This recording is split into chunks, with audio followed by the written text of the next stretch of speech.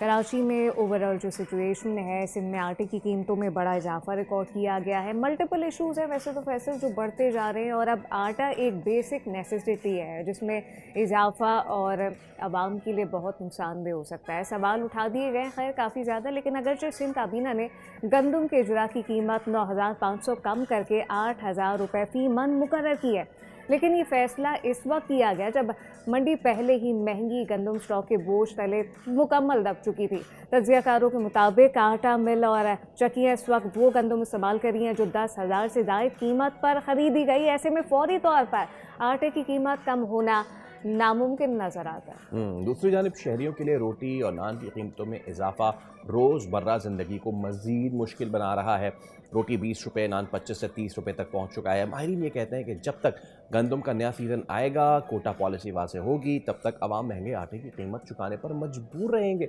सवाल ये कि क्या हुकूमती इक़दाम वाकई रिलीफ दे पाएगा या ये भी एक ताख़ीर ज़दा फैसला साबित होगा, इस पर बात कर लेते हैं। हमारे साथ मौजूद है साबिक़ चेयरमैन फ्लावरमेंस एसोसिएशन आसिम रज़ा साहब। आसिम साहब अस्सलाम वालेकुम, बहुत शुक्रिया आपके वक्त के लिए। कुछ हमें समझाइएगा, ये अल्फाज का गोरख धंधा तो बता दिया जाता है कि जी इस वजह से कीमतें ऊपर, इस वजह से असल इशू क्या है? देखिए मेरी गुजारिश ये है कि गवर्नमेंट के पास गंदम मौजूद है पूरे पाकिस्तान में, और इस जी। टाइम अगर हम ओवरऑल देखें तो पास्को के पास तकरीबन 20 लाख से जायद, पंजाब के पास 8 लाख से जायद और सिंध लाख के पास तकरीबन 10 से 11 लाख टन गंदम मौजूद है।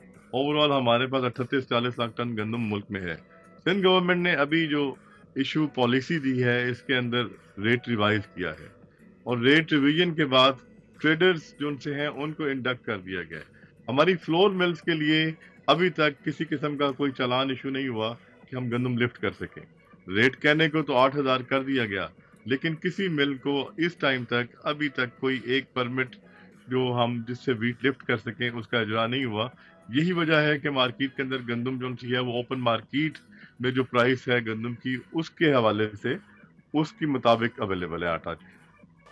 तो आसिम साहब, आप ये समझते हैं अगर ये जो चंद फैसले हैं ये पहले ही लिए जाते तो फिर आटे की कीमतों में इस तरह से इतना सडन इंक्रीज पे रिकॉर्ड नहीं होता? देखिए गंदम की प्राइसेस पहले कम थी, जब ये बढ़ी हैं उस दौरान इन्होंने रेट कम कर दिया। अब देखने की बात ये है कि ट्रेडर्स की इंडक्शन क्यों है। अगर ट्रेडर्स बीच में रहें तो फ्लोर मिल्स के जो बीट मिलेगी वो ट्रेडर से मिलेगी, और ट्रेडर जो है वो अपना मार्जिन रखते हुए देगा और अपने पैसे कमाएगा। तो मैं समझता हूँ आवाम की सहूलत के लिए अगर ये फैसला किया गया है तो फिर ट्रेडर्स को माइनस किया जाए और डायरेक्ट फ्लोर मिल्स को इसकी गंदम दी जाए, ताकि फ्लोर मिल्स आवाम को सस्ता आटा पहुंचा सकें। फैसला डिलेड था इस हवाले से कि जब पहले 8,000 ओपन मार्केट में या 8,500 कीमत थी, उस टाइम पे रेट ऊपर रख दिया गया। जब मार्केट ऊपर गई उस टाइम रेट रिवाइज करके नीचे करके ट्रेडर्स को बेनिफिट देने के लिए ये रेट दे दिया गया। According to few people Asim साहब, कहते हैं लोग कि अब नया सीज़न आएगा और फिर कोटा पॉलिसी वाज़ेह होगी, उसके बाद फिर जो है वो कुछ रिलीफ आएगा। तब तक जो है वो अवाम इसको जो है वो बर्दाश्त करते रहें। सीज़न कब आएगा, कितने अरसे तक अवाम को बर्दाश्त करना पड़ेगा, ये बताइए। देखिए ऐसा नहीं है, अच्छा। अभी सिंध के अंदर तो मार्च में गंदम आ जाती है, जनवरी फरवरी और फिर मार्च स्टार्टिंग में और फेब एंड में भी कुछ इलाके, लेकिन आप समझ लीजिए कि 5-7 मार्च को सिंध के अंदर गंदम आ जाती है।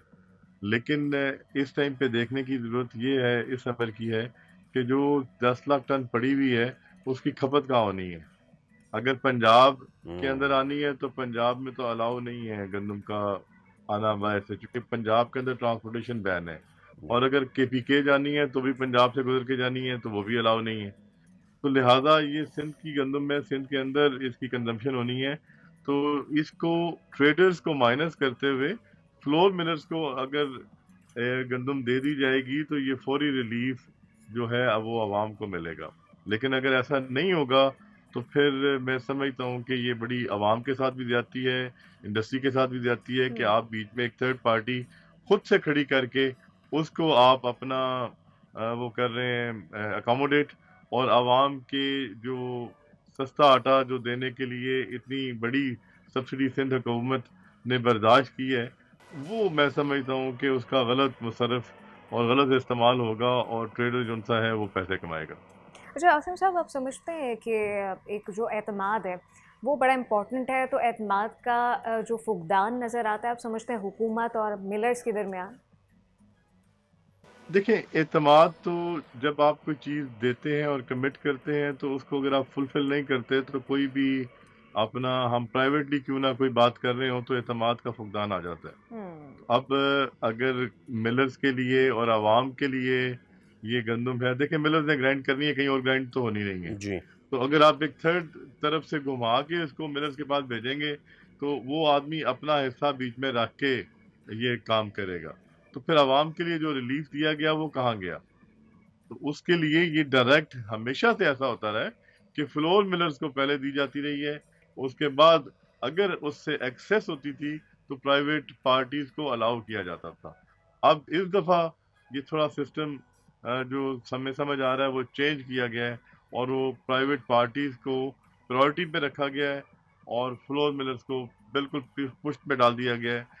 इससे आवाम को रिलीफ नहीं आएगा बल्कि आवाम को जो आटा जिस रेट पे मिल रहा है महंगे दामों पे गंदम के हवाले से ये इसी तरह मिलता रहेगा और वो जो सब्सिडी हुकूमत सिंध बर्दाश्त कर रही है उसका सारा ज़या हो जाएगा। तो इसको फौरी तौर पर रिवर्स करने की ज़रूरत है और फ्लोर मिलर्स को पहले राइट होना चाहिए कि वो लिफ्ट करें और उसके बाद ट्रेडर्स को ये इसका होना चाहिए कि अगर एक्सेस हो जाए तो देन ट्रेडर्स को अलाउ किया जाए, अदरवाइज ये आवाम को रिलीफ नहीं मिलेगा। अच्छा, यानी कि जो आपकी गुफ्तगू से मैं अख़ज़ कर पा रहा हूँ आसिम साहब के, हो सकता है चंद मनपसंद जो प्राइवेट पार्टीज़ हैं उनको फेवर देने के लिए ये फैसला किया गया है।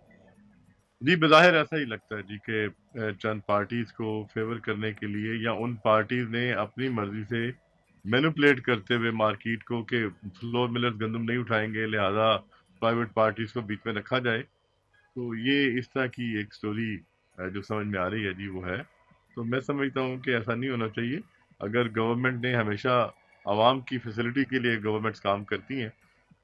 तो अगर किसी ने गुमराह किया भी है तो मैं समझता हूँ कि उस चीज़ को दुरुस्त करने की ज़रूरत है और आप जिस तरह अभी टेलीविज़न पे हुँ। ये टेलीकास्ट हो रहा होगा तो हुकूमत और ऐवान बाला तक ये पैगाम पहुँच भी जाएगा कि ये ज़्यादती है और इस तरह ना अच्छा, किया जाए और हमारी कल आसिम साहब, ऑन द कॉन्ट्ररी एक चीज़ आपकी मौजूदगी का फ़ायदा उठाते हुए मैं ज़रूर आपसे पूछना चाहूँगा।